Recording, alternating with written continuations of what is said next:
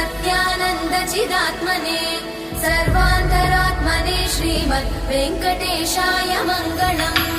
स्वतः सर्वविदे सर्वशक्तये सर्वशेषिणे सुलभाय सुशीलाय वेङ्कटेशाय मङ्गलम्।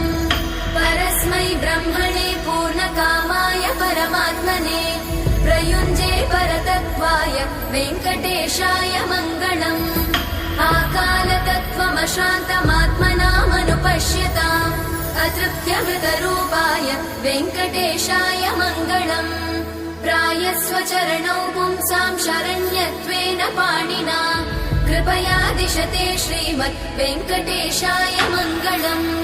दयामृततरङ्गिण्यास्तरङ्गैरिव शीतलै अपाङ्गैः सिञ्चते विश्वं वेङ्कटेशाय मङ्गलम्।